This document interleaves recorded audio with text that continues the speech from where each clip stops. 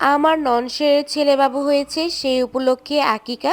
এই উপলক্ষে সবাই মিলে কোথায় গেলাম এ নিয়ে থাকছে আজকের ব্লগ। হ্যালো এভরিওয়ান, আসসালামু আলাইকুম। কেমন আছেন আপনারা সবাই? এক এক করে সবাই চলে গিয়েছে, কিন্তু আমি আর আমার হাজবেন্ডই লেট করে ফেলেছি। আপুর বাসায় যাব সে উদ্দেশ্যে বাসা থেকে বের হলাম। আর যেহেতু আমাদের খলামুড়া ঘাট পার হতে হবে, এদিকে খলামুড়া ঘাট পার হলাম, তারপরে একটি মিশুক নিয়ে চলে গেলাম আপুর বাসার উদ্দেশ্যে।